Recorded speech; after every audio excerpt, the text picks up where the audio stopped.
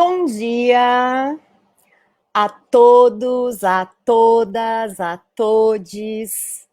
É um prazer estar com vocês nesse sábado, iniciando o ciclo de palestras Corpo, Arte e Descolonização. Eu sou a Aline Grisa, produtora da Bufa Produções e do projeto Mergulho, Criação em Dança Contemporânea, do Núcleo -1 Invisível, e que foi contemplado pela 28ª edição do Programa Municipal de Fomento à Dança para a cidade de São Paulo. E conta com o apoio especial das oficinas culturais do Governo do Estado de São Paulo, por meio da Secretaria de Estado da Cultura e Economia Criativa e da Poieses, realizando encontros presenciais e virtuais na Oficina Cultural Oswald de Andrade. O nosso ciclo de palestra inicia com um convidado, Marcial Marcomi, que será devidamente apresentado agora pela diretora e artista da dança, Cleia Plácido, que eu gostaria de convidar para estar conosco aqui agora. Cleia! Olá, pessoal, tudo bem? Aqui quem fala é a Cleia, sou diretora do Oiê! Núcleo. Oiê, tudo bem, Aline? A gente aqui de longe, né? Acho que Mas de está sem perto, do áudio. coração, tem essa possibilidade de realizar essa palestra, né, nesse caráter online, todo mundo em Ué, eu segurança não nas suas estou ouvindo. casas. Será que sou eu? É você, eu tô com o fone aberto. Tá tudo bem aí?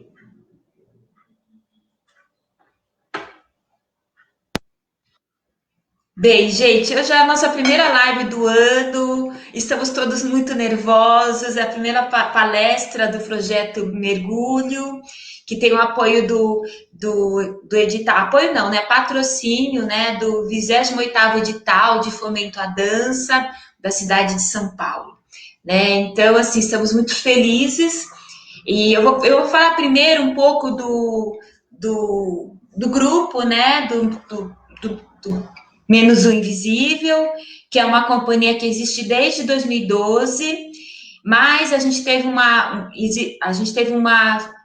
fase importante do grupo porque a partir de 2018 a gente começou a realizar uma pesquisa que inicialmente se chamava Naufrágios e que abordava a questão da imigração africana, né? E a questão da imigração africana e a ética de direitos humanos, né? Então, também em 2018, se todo mundo se lembra, foi uma fase bem forte para a gente, né? Ainda está sendo, cada ano, um ano de cada vez, né? E assim, foi um momento bem importante para a gente. E esse projeto, o projeto que nós estamos atualmente, se chama Projeto Mergulho, que é um projeto que dá continuidade a essa pesquisa, né? A pesquisa acho que principalmente da ética humanitária, a questão dos direitos humanos, e para falar mais especificamente, enquanto diretora e assim, no meio de um processo de criação de um espetáculo, a gente tem várias questões, né? A gente tem várias angústias e a gente pretende, assim, a partir desses convidados, né? Hoje a gente tem a presença do Marcial Marcomi, que é um artista de Moçambique, está aqui no Brasil já há algum tempo. Então, a partir desses convidados, a partir dessas escutas, dessas inter-relações entre nós e o povo de lá, ou quem esteve lá, né? Na África e está vindo para cá, a gente pretende cada vez mais destrinchar, né? Uma série de questões que a gente traz, por exemplo, como esse lugar da política e da poesia na dança, né? Como produzir um trabalho a partir desse lugar do poético e do político, e, enfim, uma série de questões sobre negritudes, africanidades, pluralidades, né? A gente tem um grupo que ele é também interracial, então a gente tem muito pano para manga. Então a gente quer, assim, desdobrar, né, todas essas nossas questões a partir da presença desses artistas, pesquisadores, e hoje aqui a gente traz o Marcel Macome. Eu vou falar um pouquinho sobre ele. Peraí que eu vou pegar do celular, tá aqui, eu vou abrir. Um minutinho só. Peraí que eu vou achar aqui. Tem um currículo maravilhoso dele aqui.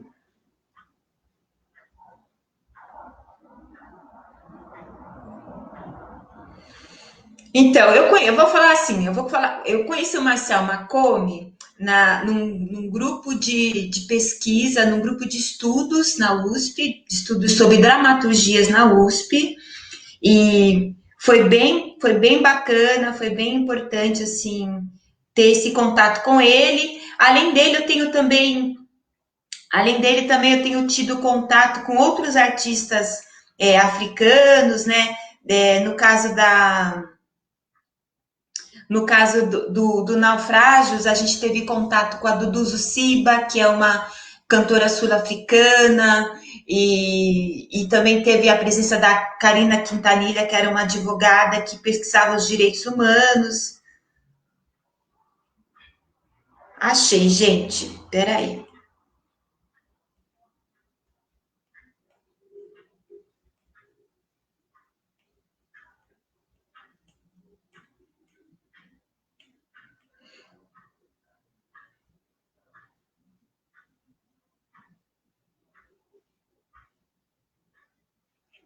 Ai, gente, eu não tô achando, meu. Cadê? Você quer ir falando um pouquinho, Marcial? Me salva aqui que eu não tô achando, meu. Tá nessa loucura de grupos e não tá impresso, coisas que não estão impressas vão se perdendo, né, no meio do caminho, né? Mas fala um pouquinho de você então pra gente, por favor. Bom dia a todos e todas. Bom dia, Clé. Bom dia ao grupo pelo convite de poder conversar convosco e poder partilhar algumas experiências, fazer algumas trocas. E, como disse, meu nome é Marcial. Muitas vezes eu costumo dizer, apesar de ter-se o hábito de ler-se a biografia das pessoas, o currículo das pessoas, muitas vezes eu costumo dizer que as pessoas não são o que elas dizem que elas são o que elas fazem.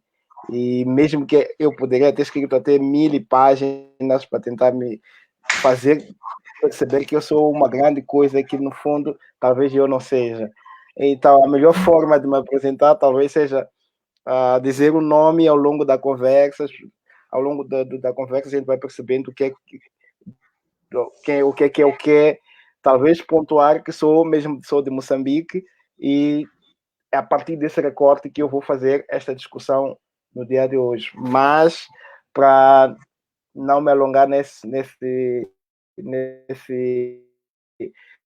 embrolho da apresentação, talvez poderíamos avançar um pouco mais. Não sei o que acha, Clay.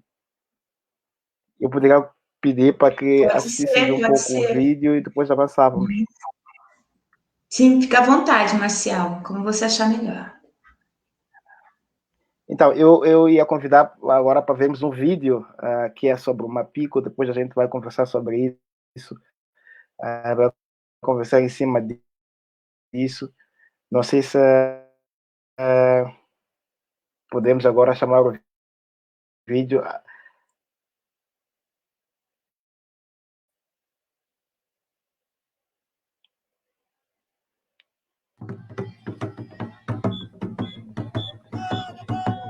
O Rafael está aí. O vídeo.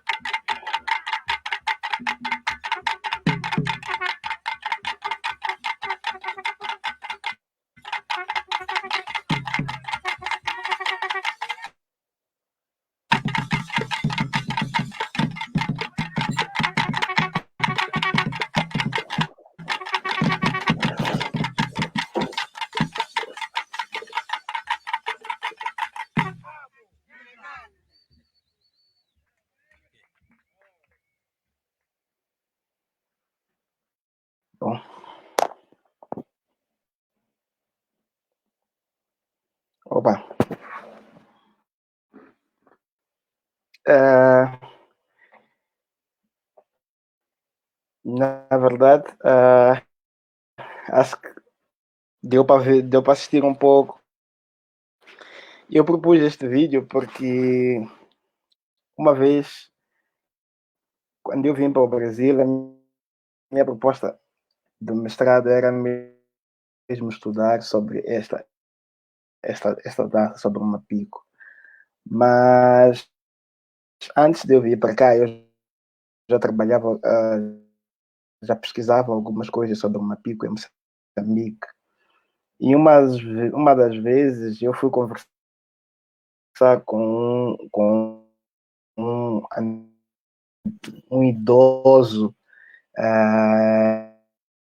que é o senhor,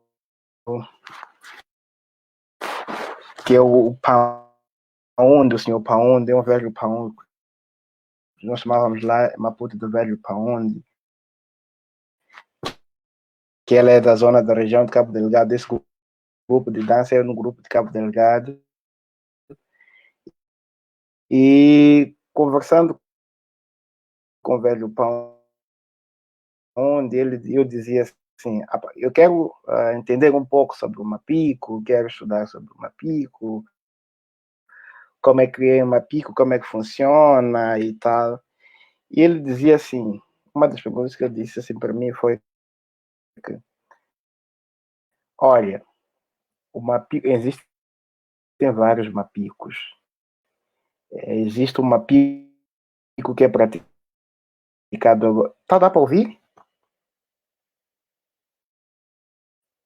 Tá cortando um pouco, Acho que o Marcial. som tá indo, né?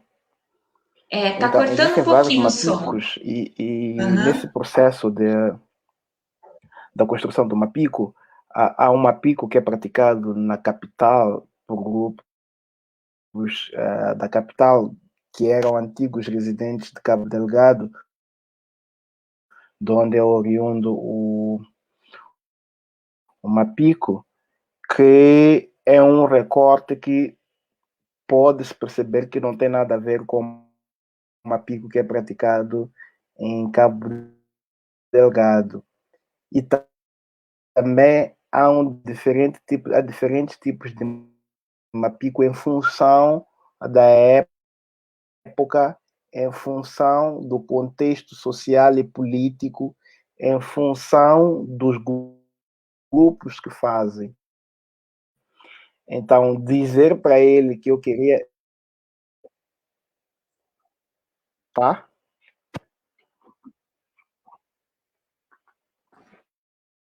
Não sei, não sei. Será que agora vai? Tá cortando um pouco, querido. A gente não entendeu a última frase. Se você puder repetir. Coisas de tecnologia, mas dando continuidade, ele dizia que dizer que fazer uma coisa aberta, tentar estudar uma pico é uma coisa aberta, é preciso você funilar que tipo de mapico tu queres estudar, que realmente fui tentando observar algumas danças, algumas apresentações do mapico e fui vendo diferentes coisas. E acontece que, como eu ia começar por falar do mapico aqui nesta conversa, eu percebi que havia uma armadilha, que é uma armadilha da língua, porque para dizer o que é um mapico, eu precisaria nomeá-lo, tá?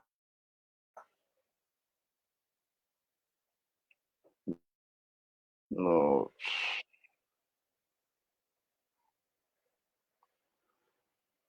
Tá.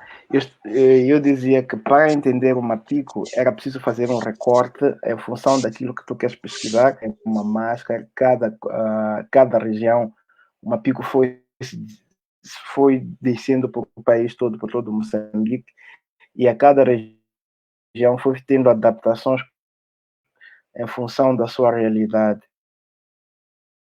E em função do contexto político, em função do contexto social em que o mapico é desenvolvido, isso também influencia no tipo de mapico que vai ser apresentado.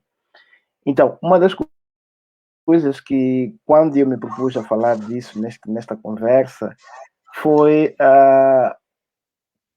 procurar primeiro, que é muito frequente, é a gente pegar uma determinada, nesse caso eu pegar uma pico e tentar definir dentro da isso que a minha proposta inicial foi justamente ver-se o vídeo e ele por si só falar. Neste propósito, foi justamente mostrar, eu acho que, não sei se todos que é construído no meio daquela coreografia toda, um enredo que se desenvolve naquela coreografia toda, e esse enredo ele nos propõe Tá por ouvir, Cleia? Não sei se tá me Estou ouvindo? ouvindo sim, Marcial, sim. Dá para ouvir aqui? Bom, continuando, já que ninguém interrompeu, significa que tá continuando. Dois conceitos que eu queria trazer aqui para a conversa. Primeiro, uma pico, um dos figurinos principais de uma pico é a máscara. E a máscara, ela nos remete a dois conceitos do homem moderno, que é, como diria o filósofo moçambicano Severino Nguenha, por um lado, o homem,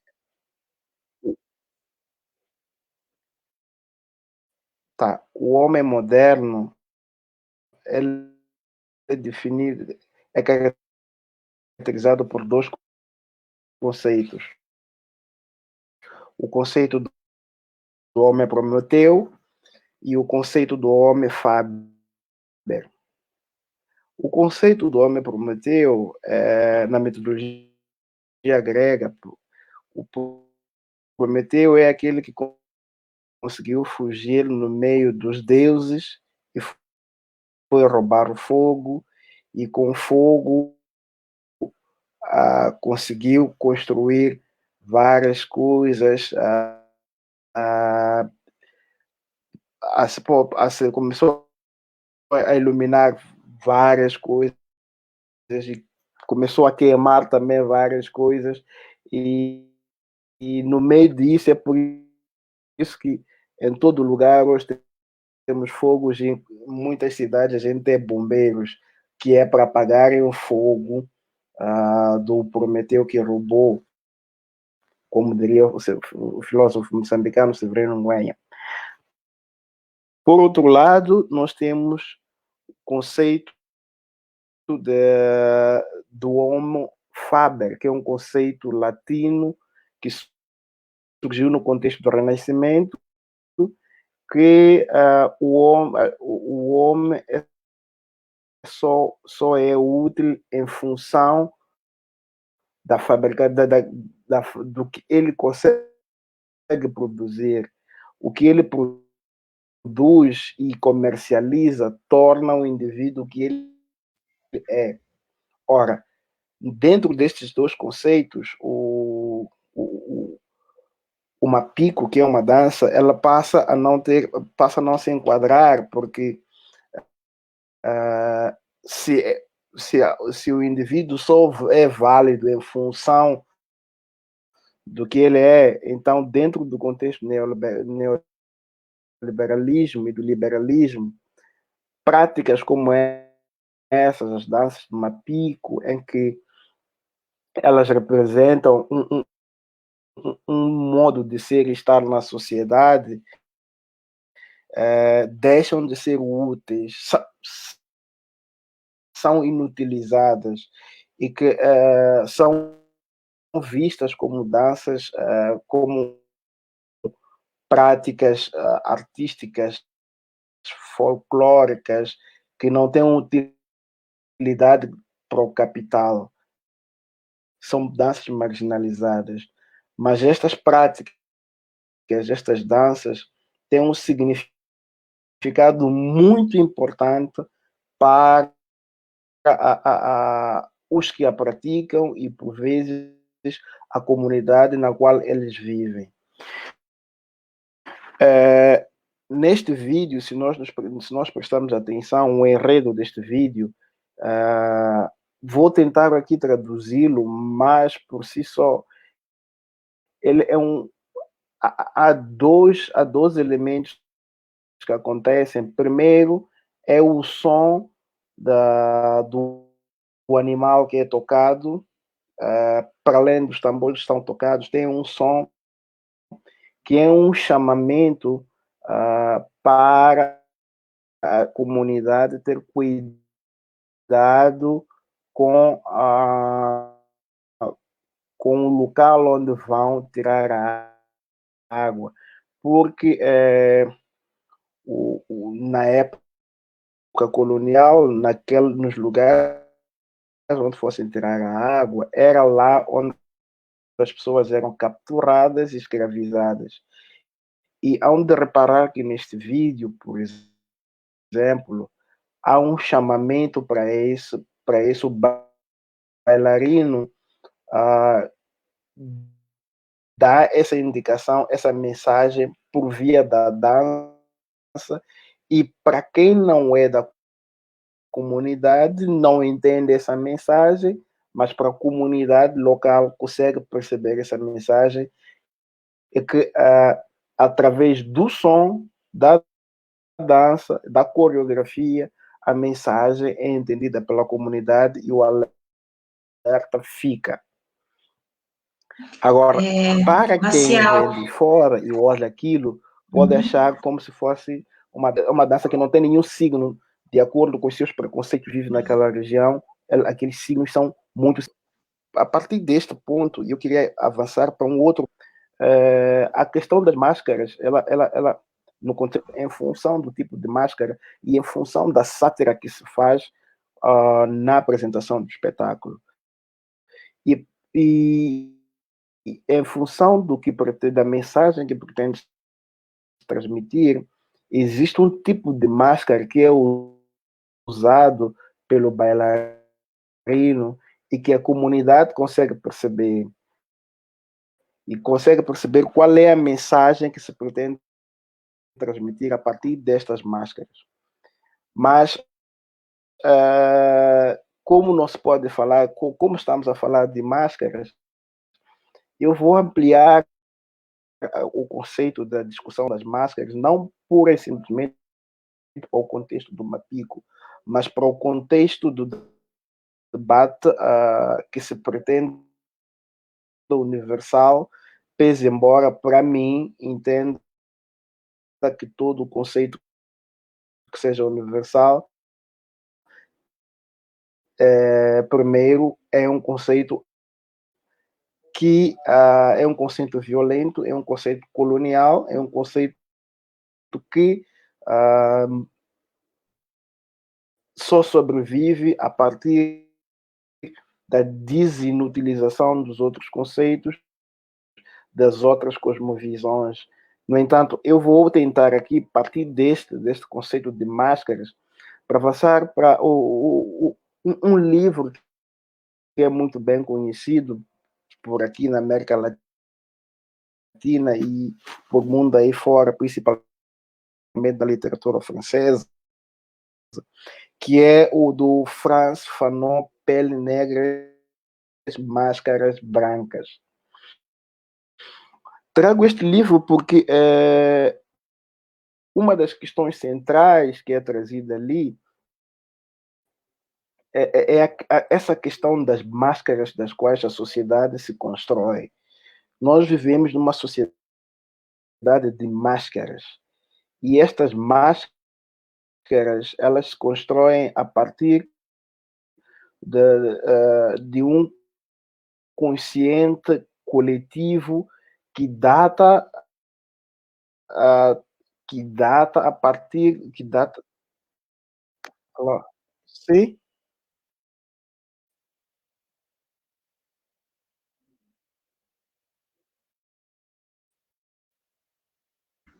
Não estou te ouvindo, Claire? Marcial. Oi, eu perdi. Se puder falar, Então, repetir eu dizia, novamente. eu trago essa questão das máscaras porque a sociedade de Uhum, máscaras, se nós olharmos para aquilo que é a sociedade hoje, nós, máscaras de civilizados, temos as máscaras de civilizados, temos as máscaras das uhum, quais nos apresentamos na sociedade. Nós nos apresentamos na sociedade em função das nossas máscaras, em função do nosso horizonte, da nossa cosmovisão diante do mundo perante essas máscaras.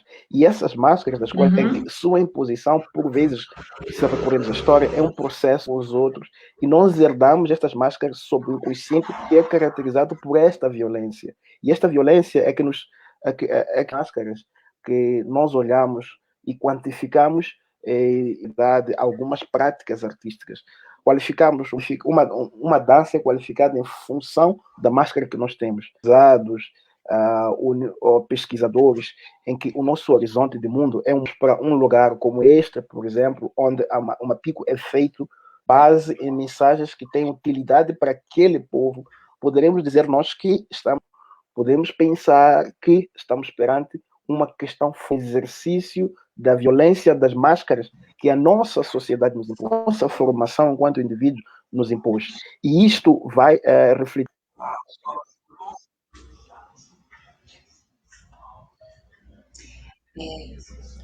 Tá, sobre eu não sei de onde é todo. que não está me vindo, Cleia, mas eu vou tentar puxar um pouco. Eu dizia que nós somos uma sociedade que vê máscaras que, numa pico por um Uhum, lado, são apresentadas como social, nós nos apresentamos com essas máscaras como tem implicações na forma como nós pessoas. E esta forma de lidar com as coisas e mercantilizar as práticas artísticas de grupos, necessariamente seja com intuito comercial, mas seja como um meio de. E é a partir destas máscaras que nós vamos e olhamos, vamos lá para o Mapico, para o as artistas aqui dos povos originários, e nós vamos ter com elas, com os nossos julgamentos, a pensar que elas já não são verdade, aquelas danças têm um significado não meramente comercial, como muitas para a arte, como pura e simplesmente um exercício comercial. No entanto, não práticas artistas, mas é preciso também ter em conta comunicativo localmente e tem um valor funcional que deve ser salvaguardado. Também vou tentar puxar para um outro ciência que também é trazido pelo Fanon, na sua obra Pele Negra Máscara Branca, mas também é muito bem desenvolvida na obra Os Condenados da Terra, tá, assim como também foi também desenvolvido naquela sua obra Alienação e Liberdade. O que acontece é que uhum, o nosso nível nós vivemos numa sociedade alienada pelas máscaras e pelo fato de estarmos confortáveis diante das nossas máscaras e vivemos-las como se fosse a única forma de viver o mundo, nos vemos impossíveis e incapazes de retirar essas máscaras de nós e de enfrentar a sociedade com um outro olhar. O processo da uhum, retirada dessas máscaras exige de nós é um processo violento, porque retirar as máscaras deste processo passa necessariamente por compreender que somos forjados a partir de uma única cosmovisão, de uma cosmovisão intolerante, de uma forma de ser, de estar no mundo que só existe em função da subtração do outro. Então, o uhum. processo de retirada dessas máscaras, o processo da retirada dessas máscaras é violento. E quando vou falar da Marcial, desculpa, com licença. Eu queria fazer só uma recapitulação do que você falou, só para a gente poder, poder te tá, acompanhar melhor. uhum, Primeiro você falou do Mapico, né, da sim, tradição do Mapico, e que sim, em Moçambique existem vários Mapicos, sim, e que em cada região esse Mapico ele tem uma característica diferente. E aí você falou que eu achei muito interessante, que você disse que o Mapico, ele estava relacionado a uma forma das pessoas, era uma dança que acontecia onde as pessoas iam buscar água, né? e é o lugar onde as pessoas iam buscar água, era onde elas geralmente eram capturadas para escravização, para Oh, o tráfico, né? este processo é, Aí agora você faz um paralelo com a questão da máscara de Fanon. Na verdade, você fala essa questão do Mapico, desculpa, como um lugar de defesa da população, né? Das pessoas se protegerem a partir dessa dança, porque era um lugar também de alerta. E eu faço um paralelo muito interessante com a capoeira, por exemplo, né? Tem alguns sim, sons do berimbau, a gente tem estudado também a cultura da capoeira, os sons de berimbau também eram uma forma de dizer que a polícia estava chegando, enfim. E aí agora você está fazendo um outro paralelo com a questão do Máscaras Negras de Fanon, que aí você traz um outro olhar, não um olhar de... um olhar mais crítico sobre outras máscaras das quais a gente é obrigado a vestir por conta da colonização, dessas práticas hegemônicas que a gente tem sofrido ao longo de todos esses anos. É mais ou menos isso, Marcial? Só para a gente poder te acompanhar. Cleia. Só retificar uma coisinha só na questão da, do lugar onde vai se tirar a água. Não é que o Mapico fazia isso lá, só que esta coreografia que nós assistimos, ela pontua no seu enredo o perigo dos locais onde se tirava a água. E Sim. naqueles lugares onde tirava-se a água, esta coreografia pontua-se o perigo que existe lá. Porque era lá, por vezes, onde eram capturadas as pessoas, e para chamar a atenção das pessoas, para não terem o hábito de ir para esses locais sozinhos e irem lá com reforço, este processo, esta dança, mostra esse processo todo. É mais ou menos essa observação que eu ia fazendo só. Legal. Então, também fala de um período dessa história, né? Desse momento Sim, sim. que foi vivido. Uhum. Ora, Obrigada. um detalhe que vale a pena também pontuar é que o Mapico ele foi vivendo, teve várias fases. Teve a fase antes do colonialismo, teve a fase do colonialismo, teve a fase pós-colonial. E ele, em função da época em que se encontrava, ele foi se readaptando. No período da, da guerra de libertação nacional,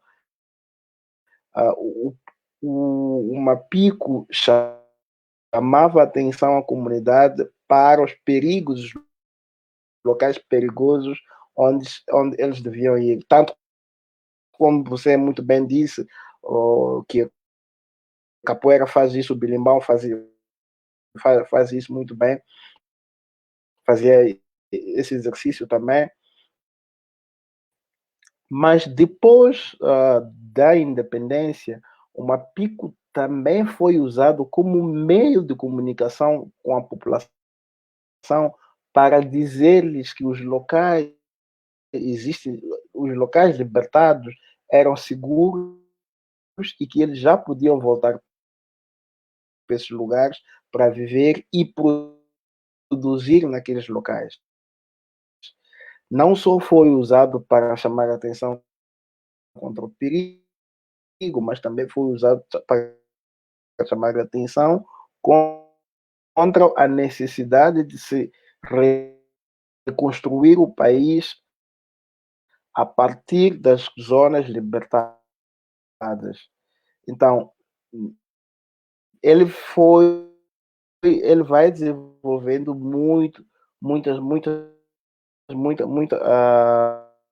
vai fazendo um papel muito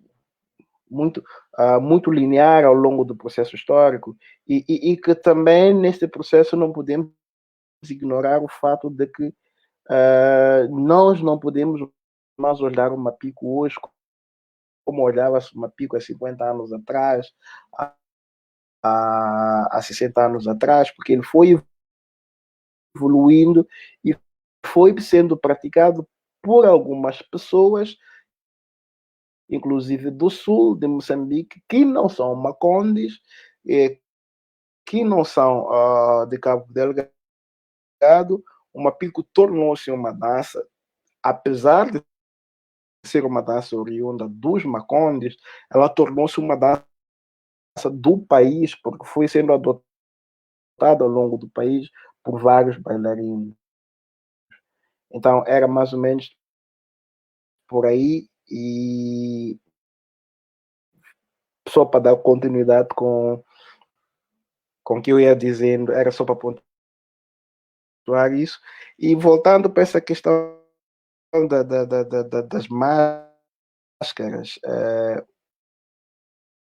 e a questão da violência, da retirada das máscaras, o processo da retirada da violência, o processo da retirada da máscara, ele por si só é violento, porque ele coloca quer dizer, coloca-nos a nudez daquilo que nós somos. Se nós tirarmos as máscaras de juiz, de polícia, de acadêmico, de pesquisador, de quem fala o português, o que é que nós somos? Apenas humanos. Mas só mas para nos apresentar ao mundo, nós precisamos de um conjunto de máscaras. E ninguém está preparado, por vezes, para tirar essas máscaras. E, e, e aqui é uma questão que eu vou pontuar, que é essa questão da violência, porque muitas vezes muitos leitores do Fanon, por exemplo, incluindo a Hannah Arendt, têm olhado para o Fanon como quem ele glorifica a violência, como quem olha para a violência como um elemento glorifica, que há muito exercício, como diz a Hannah Arendt, há muita glorificação da violência no Fanon. A violência não é uma forma não é uma forma adequada. A revolução em Fanon não é a melhor forma no entendimento da Hannah Arendt.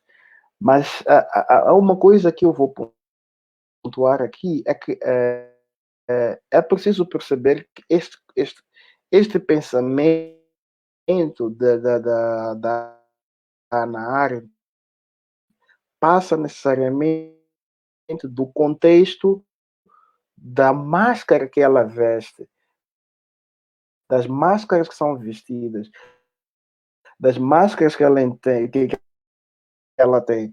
Porque se nós tirarmos estas máscaras, estes entendimentos todos da Hannah Arendt, vamos perceber que em Fanon a violência em si, Fanon não está em momento nenhum a glorificar a violência, mas sim está a pontuar que a violência por si só é uma forma de fazer política.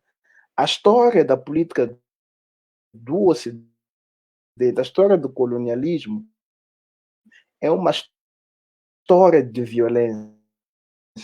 E essa história de violência é uma história de fazer política.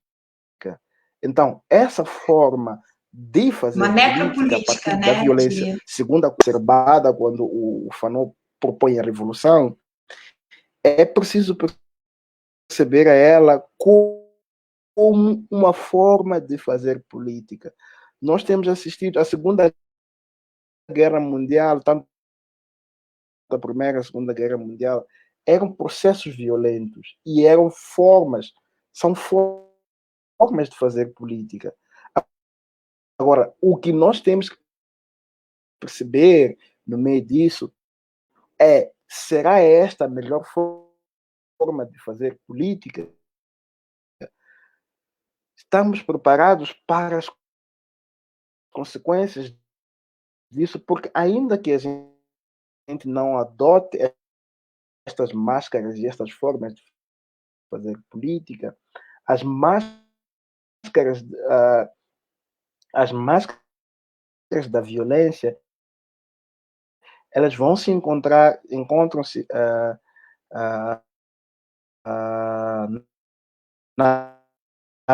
encontram-se grudadas aos fazedores da política, aos nossos fazedores da política, aos gestores, aos nossos gestores públicos, a todos os gestores públicos. A sociedade, ela é construída por essas máscaras de fazer política que na base fundante encontra-se a violência.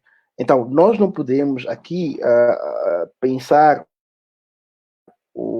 a questão da máscara dissociada da violência, e que esse processo passa necessariamente por propor uma retirada das máscaras, que esse processo também é violento. Ou, por outro lado, passa necessariamente por fazer-se uma revolução, mas eu tenho muito cuidado com essa palavra de revolução, porque a história da França e a história do mundo mostrou-me que os processos das revoluções sempre foram trazendo novos ditadores, na tentativa de tirar-se um ditador, colocou-se o outro, na tentativa de tirar um violento, colocou-se o outro. E esta violência constitui a base do fazer político, a base do neoliberalismo, a base do colonialismo, que quantifica e subalternaliza algumas práticas e culturas de fazer política. Porque quando voltamos para o Mapico, o fazer política, o Mapico por si só é uma forma de fazer política. O Mapico por si só é uma forma de ser e estar. Mas esta forma de ser e estar não necessariamente.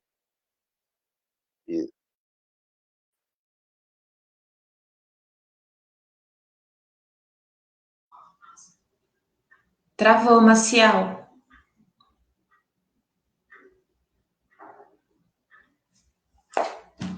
Deixa eu dar uma olhada aqui. Esta é o contraponto que aparece a partir da violência dentro Maciel, do contexto, desculpa, querido. do contexto da política, de fazer política. Você poderia repetir? Eu coloquei aquele vídeo, provavelmente, não vou dizer todos, provavelmente algumas dali não se entendiu nada, só se via o bailarino, o som, mas tinha uma letra ali por detrás daquilo. E por que não se entendeu essa letra? Por si só é uma máscara também que nós nos asseguramos a elas para subalternizar as outras. É ao nível da língua que nós nos apresentamos para os outros. E se eu coloquei justamente para mostrar que a questão da língua por si só é olhado como uma forma alternativa de fazer, de tirar as máscaras que nós temos. Se falar inglês, se falar espanhol, se falar alemão, se falar russo, mas se perguntar aos pesquisadores brasileiros que falam essas todas as línguas, ou a comunidade, uma língua local que você sabe falar fora o português, provavelmente vamos encontrar uma minoria. Por quê? Porque nós nos apegamos a um caso no contexto do Brasil e Moçambique, que é a língua portuguesa, mas existe um conjunto de formas de ser e estar que está fora do padrão português. E propositadamente, o primeiro capítulo do Pele Negra, Máscara Branca vai propor a questão da língua. Não foi por um lápis que ele colocou a questão da língua. Foi justamente por perceber que a primeira batalha deve ser na língua, porque é na língua onde nós assimilamos as formas de ser e estar das metrópoles violentas, da metrópole violenta, da metrópole colonizadora. E é a partir daí onde nós precisamos começar um debate cerrado, uma discussão séria. E é a partir daí onde escritores como Aimé Césaire, Leopoldo Sédar Senghor, Leon Damas, partiram para discutir a questão a questão da língua. Se nós nos recordamos, Leopoldo Senghor, Aimé Césaire, Leon Damas são fundadores do movimento que é conhecido hoje, que até a Cléia mencionou aqui, que é a negritude. E a base da discussão da negritude foi dentro da poesia. Ora, o que é que existe de mais belo numa língua senão a poesia? A poesia, por si só, é a materialização de uma língua. Ora, para isso... Estou aqui? Ora, a matéria... Sim? Sim? Marcial? Tá. Marcial? Não sei se... De onde, Cleia? Você estava falando que a poesia é uma materialização da para ver se eu língua. consigo puxar um pouco, não sei se vai ser esse ponto. Eu dizia que não é propositado que Fanon título a questão da língua. É que a língua por si só, ela é a base de qualquer... É a base uma disputa política, uma disputa de narrativas.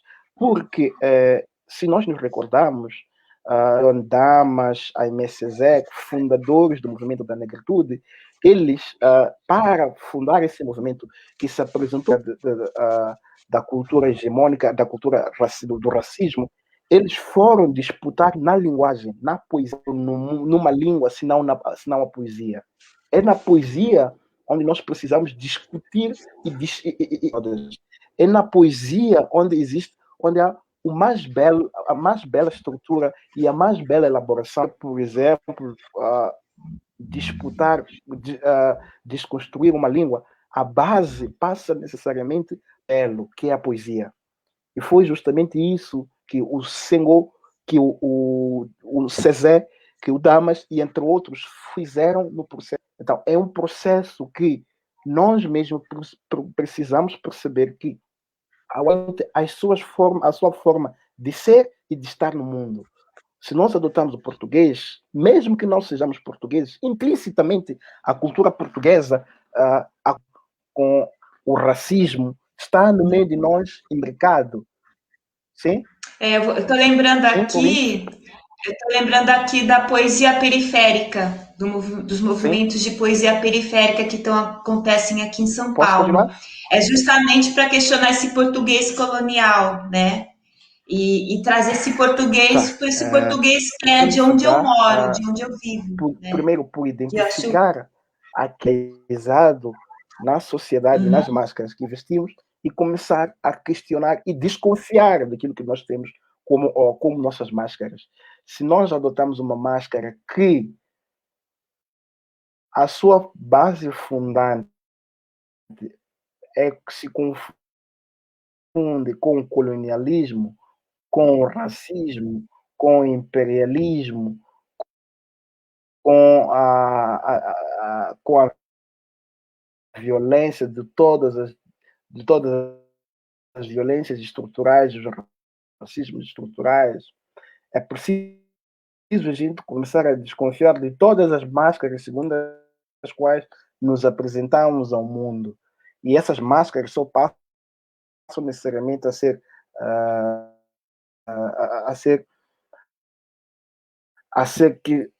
questionadas por nós mesmos se nós tivermos a consciência de que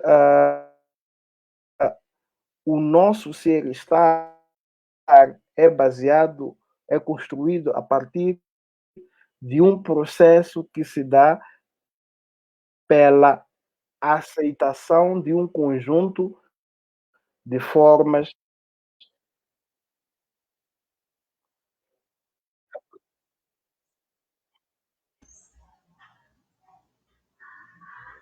Você poderia repetir, por favor, querido?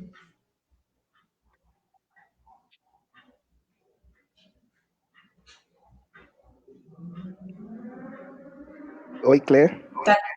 Tá dando um delay aqui, eu não sei se é aqui, se é a minha passa conexão ou a necessariamente sua. por entender o lugar pelo qual nós nos apresentamos ao mundo e entender as máscaras que nos processo violento de retirada dessas máscaras.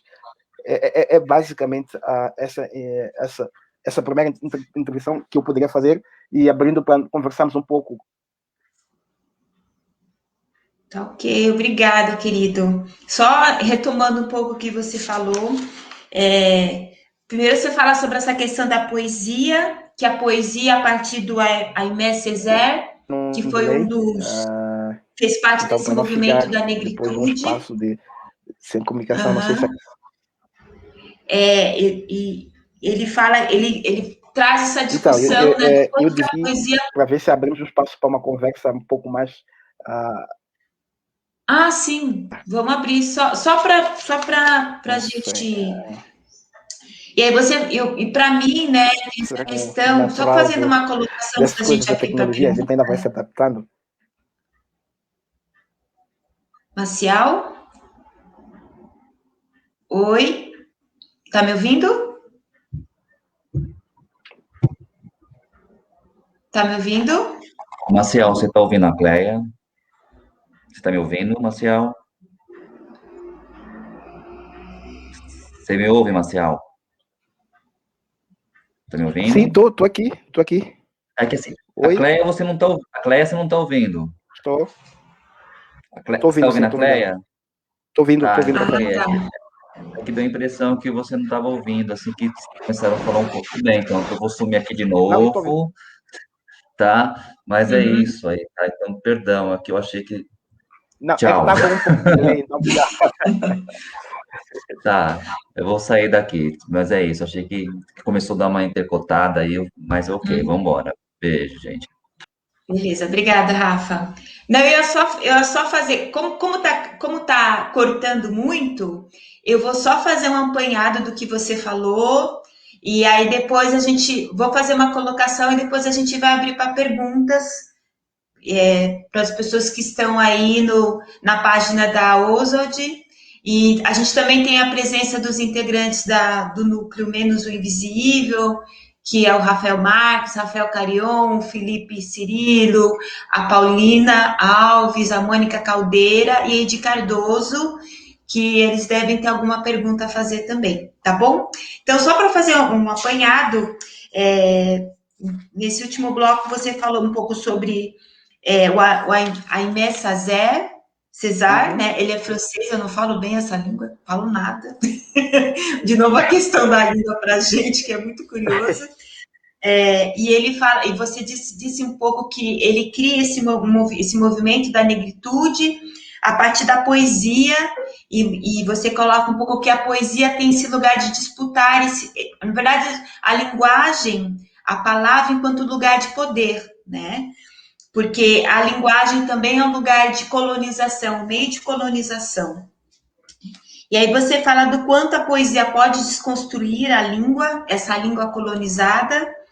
E eu lembrei um pouco dessa questão aqui no Brasil, e eu vou falar um pouco especificamente de São Paulo, da poesia periférica, né? Que a poesia periférica também tem essa função de desconstruir esse modelo que você colocou também como uma máscara, né? Porque esse lugar da língua é uma máscara. A pessoa que domina, por exemplo, o bom português, entre aspas, ou o bom francês, ou o bom inglês, ela tem uma máscara de pessoa bem-sucedida, de pessoa culta, né? Culta também nesse sentido da cultura, a cultura do colonizador, né, e não da sua própria cultura. E você assumir a tua linguagem, a sua linguagem materna. Eu acho que no teu caso, né, no caso de Moçambique, aqui no Brasil é um pouco mais complicado, né, porque a gente tem o português, a gente tem os idiomas indígenas, mas os idiomas africanos, para a gente tem um pouco menos de acesso. A gente tem o Yorubá, a gente tem as línguas Banto e Yorubá, mas ainda é um pouco menos acessível. Mas ainda assim, se eu pensar na minha linguagem aqui do meu bairro, da minha linguagem da minha casa, também é um lugar de apropriação e de empoderamento. Bem, eu vou ver com a Aline se ela tem se tem alguma pergunta de alguém do chat, se alguém gostaria de perguntar alguma coisa. Eu vou só dar uma olhadinha aqui, e aí depois eu vou fazer a minha pergunta. Se ninguém tiver, eu pergunto aqui. Um minutinho só.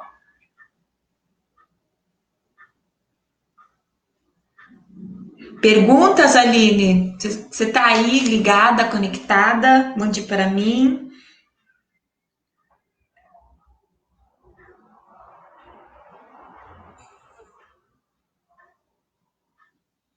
Ela deve estar verificando, tá? A gente vai aguardar um minutinho.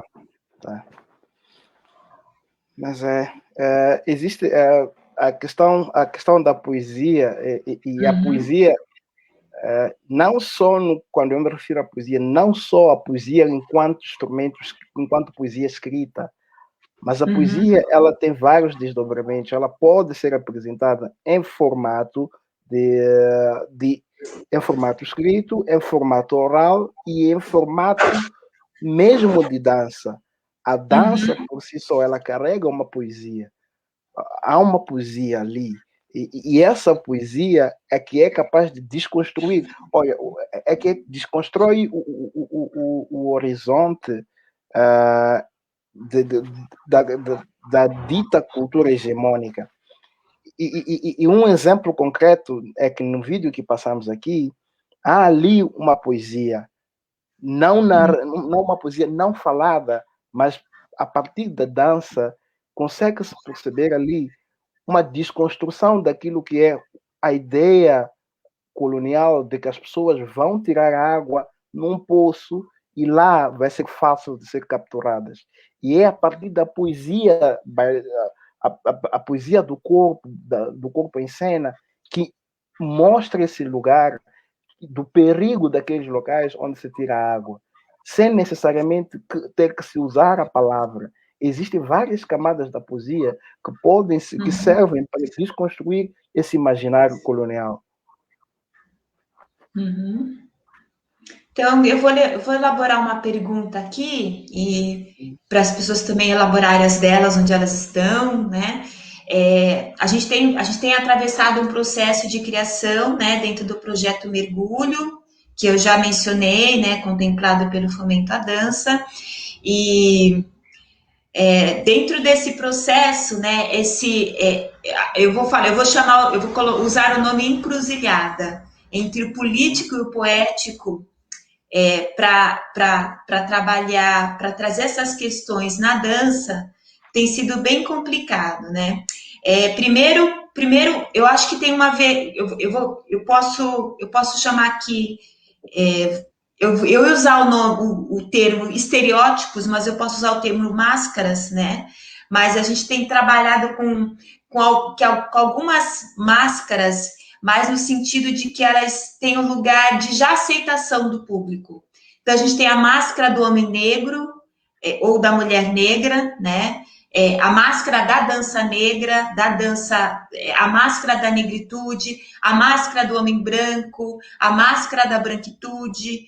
E assim, dentro desse nosso projeto, desse nosso processo, a discussão e a tentativa de conseguir desconstruir essas máscaras para que esse humano possa se conversar, mas conversar de um sentido de que conversar também como um lugar político e um lugar que não entra na máscara do romantismo, né? Que aqui no Brasil esse lugar da miscigenação, esse lugar do povo plural entre aspas, né, do povo, da diversidade do povo brasileiro, foi muito romantizado também, muito trazendo muito essa questão mais da hegemonia, né? Somos diversos desde que, né, a máscara seja a máscara hegemônica, né? A máscara de uma cultura que vem prevalecendo até os dias de hoje. E aí eu queria perguntar um pouco para você, dentro do seu processo de trabalho, você faz parte de um grupo de teatro, dentro da tua experiência como artista criador, como que você tem lidado com isso, como você tem lidado com essas questões, e enfim. Porque ultimamente a gente tem se interessado muito de como dialogar, né? Como trazer esse diálogo e como trazer esse diálogo sem romantizar, né? E esse lugar, porque a gente tem vivido um lugar, né, de decisão, sim, mas acho que às vezes as cisões ocorrem também para a gente se entender como a gente ocorre um pouco para a gente se entender enquanto povo preto aqui no Brasil, porque a gente é um povo que foi extremamente separado, né? Eu vou poder citar um pouco nessa questão do Moçambique, né? Moçambique foi um dos últimos países de onde vieram pessoas capturadas, né? De onde vieram pessoas capturadas para cá para serem escravizadas. E isso passa muito pouco para a gente enquanto informação, né? Então eu posso ser, né? Eu posso estar falando com alguém que ancestralmente eu vivi, sei lá, meus ancestrais podem ter sido moçambicanos, mas eu não sei. Assim como o Felipe Cirilo, que entrou agora, outras pessoas que estão. Então, esse lugar de buscar essa unidade para a gente é muito forte aqui no Brasil, mas ao mesmo tempo dialogar e buscar uma coexistência também é importante, né? E aí é isso, eu tô jogando para você, é meio uma sinuca de bico, é meio uma encruzilhada, mas gostaria que você falasse um pouquinho sobre essa questão. Não tenho a pretensão de que você dê a resposta, mas a gente pode pontuar algumas coisas para estimular a reflexão das pessoas. Eu penso que uma coisa que no processo de criação artístico chama a minha atenção neste processo de travessia, que também faz essa travessia, tanto para o Brasil, tanto para outros países. Uma das coisas, um exercício que me vem à atenção no processo da criação é o exercício da escuta, a predisposição de escutar, de ver, de olhar, sem fazer, sem quantificar. É impossível dizer que não se vai fazer nenhum pré-julgamento do que se vê, porque sempre, sobre aquilo que nós vemos, sempre vamos emitir uma opinião, quer que essa opinião, pode ser uma opinião externalizada, pode ser uma opinião não externalizada, mas dentro de nós temos uma opinião sobre as coisas. E neste processo de criação, um exercício que para mim tenho adotado como estratégia é um exercício da escuta, um exercício de observar, este exercício de observar as coisas, e por cima disso vou construindo o meu processo de criatividade. Ora, há um fato que você traz aqui, que é essa questão que eu poderia chamar da questão dos artistas da diáspora, e no caso aqui no Brasil. E eu penso que essa questão dos artistas da diáspora muito bem já havia sido respondida, muito bem foi colocada. Eu penso que já havia sido colocado para mim antes, mesmo pelo coletivo, e vou aproveitar também e tentar colocar aqui a minha resposta sobre esta questão. Eu penso que os artistas da diáspora, os intelectuais negros e não negros comprometidos com a emancipação da diáspora, eles têm um papel muito importante na construção da África por vir, do continente africano por vir, pelo fato destes artistas terem tido a possibilidade de experimentar novos, de ter a possibilidade de ter experiência de novos mundos. Estes artistas são artistas que viajaram o mundo, que viveram o mundo, que podem a sua experiência servir para a solidificação da produção artística, do fazer econômico, do fazer econômico, do fazer política nos países, no caso, nos países africanos. Estes artistas, estes intelectuais diaspóricos têm um papel muito importante na solidificação, porque eles já experimentaram na pele o que é o fazer política em alguns países que, por vezes, são estes países proprietários desta violência. E eles precisaram desenvolver mecanismos de sobreviver a essas opressões nesses países. Ora, essa experiência de resiliência que eles têm, de sobrevivência nesses países, é uma experiência que, transportada para o continente, pode ser de mais-valia para a construção do continente por vir, daquilo que nós almejamos como um processo de construção do mundo. Estes artistas têm um papel muito importante na provincialização da Europa, porque eles já beberam das táticas e de todas as ferramentas sob as quais a Europa continua se mantendo hegemônica, sob as táticas sob as quais os Estados Unidos ainda continua hegemônica, e eles, por terem essa experiência, sabem muito bem como subverter essa experiência.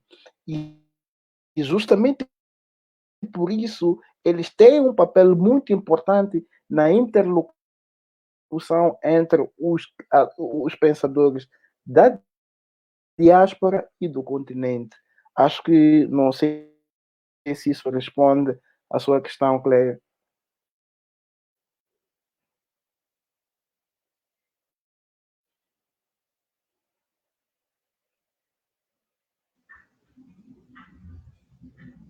Cleia?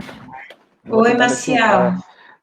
Continuar da ancestralidade e o processo histórico é um processo foi construído a partir de uma violência. Humanos foram deslocados violentamente, pessoas foram construindo, foram tendo que se readaptar num contexto e por algum momento foram tiradas dos vínculos que elas tinham com o continente, de vínculos diretos. As pessoas precisaram se readaptar e essa readaptação nós conseguimos ver agora eu consigo verificar isso agora nas práticas do candomblé aqui no Brasil, no Yorubá, nas práticas das danças de matriz africana, criatividades, invenções estas que algumas, por exemplo, não existem assim como estão aqui no Brasil, mas que elas são uma invenção e uma forma que essa população procurou para manter um vínculo com a sua ancestralidade. E essa experiência de resiliência e de reconstrução de vínculos a partir... Oi, Cleia. Voltou? Estou te ouvindo, Marcel, pode continuar. Eu acho que está dando um delay, assim, na hora que você fala, sabe? Mas...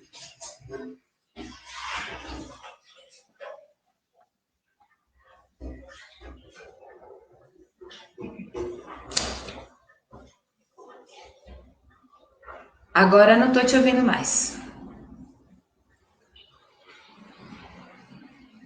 Eu acho que congelou aqui. Oi. A Claire? Oi, querido. Estou te ouvindo. Tá dando um delay sim, mas eu estou ouvindo direito na pergunta, essa questão de base agora. Conseguiu, acho que você pontuou coisas importantes. Esse lugar de pensar numa África por vir, né? E do lugar dos artistas da diáspora nesse entendimento, eu acho muito importante. Para mim, eu estou nesse processo, né? Estou nesse processo de reconhecer cada vez mais a minha negritude e tem me ajudado muito ter contato com amigos que vêm aqui do outro continente, né? Amigos como você, pesquisadores, artistas. A gente tem tido várias ações aqui no Brasil com artistas que tem esse lugar de militância, inclusive para dizer que a África não é um país, né? Que a África tem 54 países e que Moçambique é um dos países pertencentes à África e que tem toda essa riqueza, né? De modos de ver e de conhecimentos.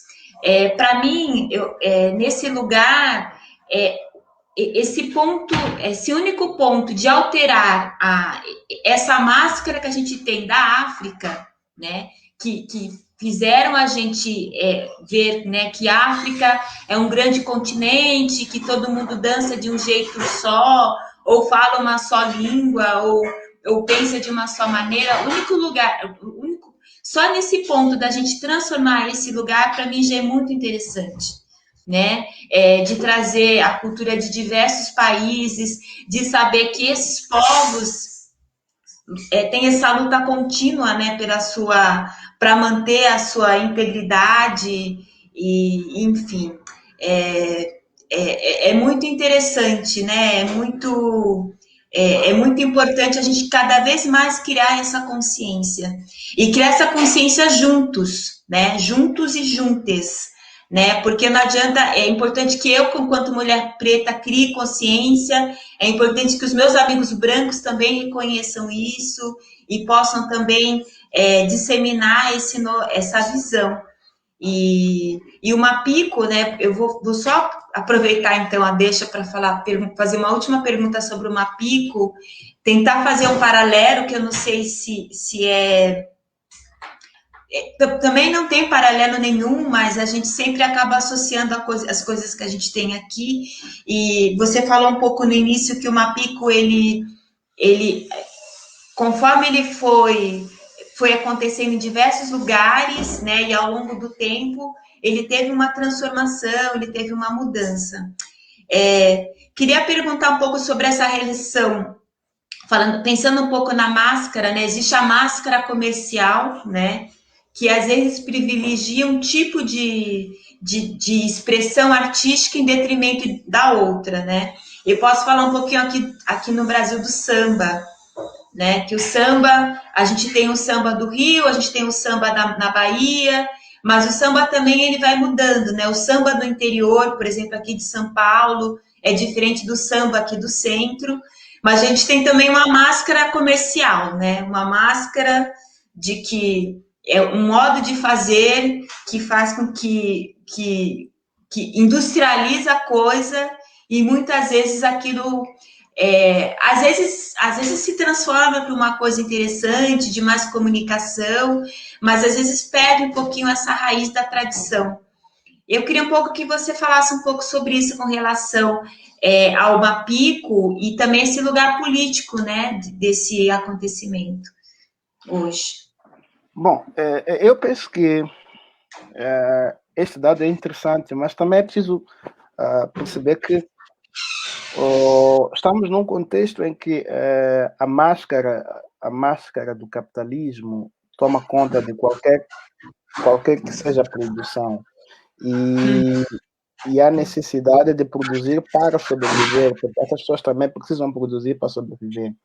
E também há uma questão que aqui é preciso pontuar, que as culturas são dinâmicas, e o fazer artístico também é dinâmico, e o fazer o Mapico também é dinâmico. E as dinâmicas que envolvem o capitalismo também, o Mapico não passou por fora disso. Ele também foi absorvido por essas dinâmicas neoliberais, essas dinâmicas do capitalismo, essas dinâmicas neoliberais, ainda que por vezes de forma marginalizada, mas ele também foi incorporado por esse corporativismo artístico que povoa o mundo, também absorveu, também afetou o Mapico, o que faz com que, por exemplo, no passado, o Mapico não era apresentado dentro de um teatro, não era apresentado num palco italiana, mas hoje nós conseguimos ver o Mapico sendo apresentado num palco italiana, num palco,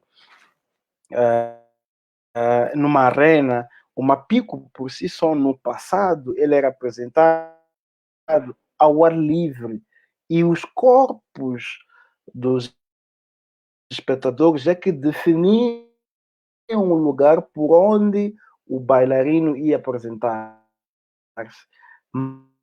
Mas, em função destas dinâmicas, temos grupos que ainda conservam essa prática, e temos grupos que foram se adaptando a esta realidade de transportar o Mapico para as salas de teatro, para as salas de espetáculo, e passou-se a cobrar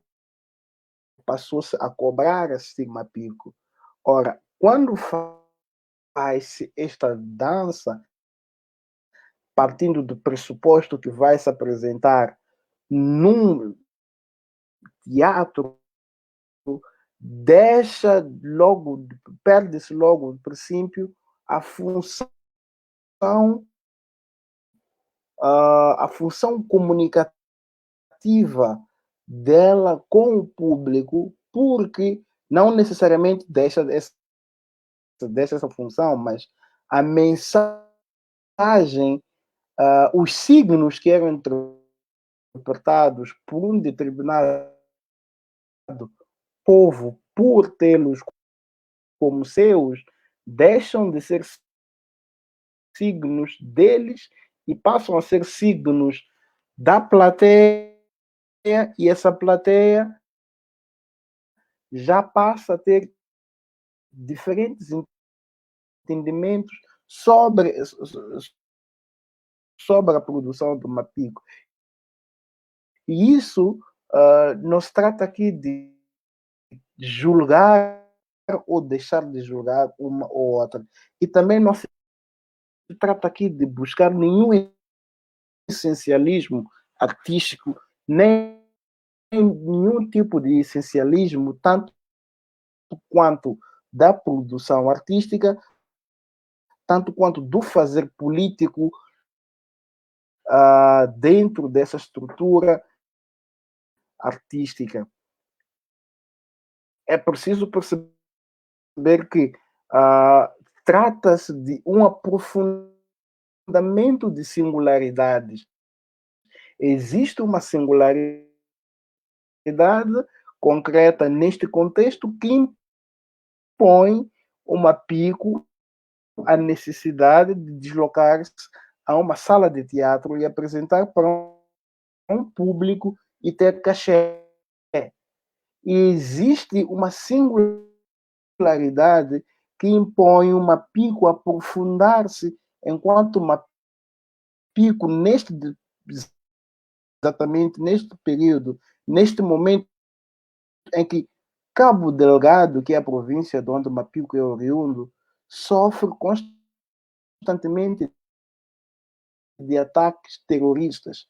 E esta realidade do Mapico neste local é de conscientizar a população para a necessidade da prevenção, para a necessidade de sair das zonas de perigo. Isto é um fato que acontece em paralelo. Por um lado, há uma realidade que é comercial, que temos assistido nos centros urbanos, onde, por exemplo, o caso de Maputo e outros capitais provinciais, onde não estão sob fogo cruzado. Mas em Cabo Delgado, que é a província onde o Mapico é oriundo, você tem uma realidade diferente. A população totalmente deslocada. Tem muita gente sob fogo cruzado diariamente entre os terroristas e as forças de defesa e segurança. E no meio de tudo isso, acaba sobrando para a população. E o que é que o Mapico está a fazer nesse lugar? O Mapico, nesse lugar, não está preocupado em fazer bilheteira. O Mapico, nesse lugar, não está a desenvolver nenhum exercício de fazer, de se apresentar para ser postado no YouTube, em nenhuma plataforma. O papel dele é construir um enredo que permita à população se deslocar de um determinado lugar para uma zona segura. Então, é mais ou menos esta intriga que se constrói dentro desse horizonte em que é constituído, por um lado, por uma lógica capitalista, por outro lado, por uma lógica de sobrevivência.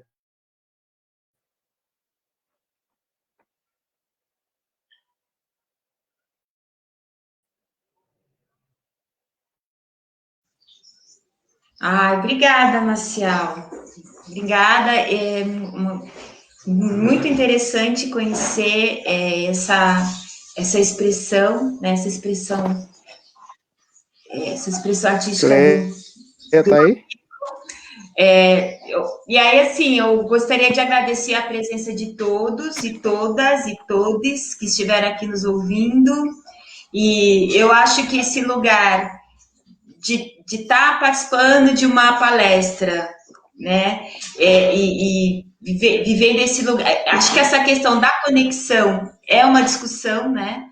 Essa questão da falta de conexão e essa resistência, né, da gente poder nos... Permitiu só, peraí. Cleia, você está para ouvir? Então, essa questão da conexão, essa questão de trabalhar com essa plataforma, com essas novas realidades, tem sido um desafio para todos nós, né? Mas eu gostaria de agradecer o Marcial, e se você quiser deixar algum link, algum contato para as pessoas conhecerem mais a tua pesquisa, o seu trabalho, fica à vontade, Marcial.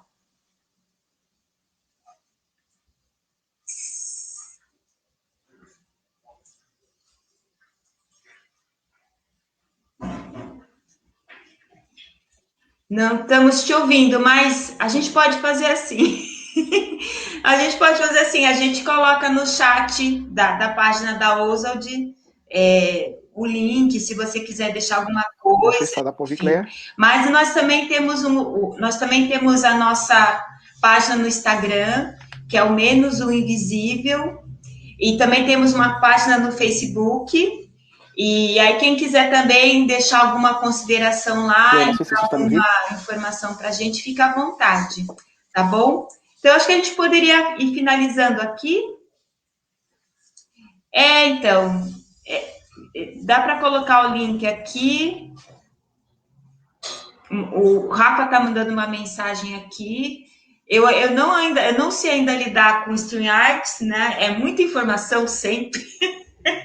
A gente sai do Zoom, aí tem o Google Meet, aí tem StreamYard, e você acaba esquecendo as ferramentas, né?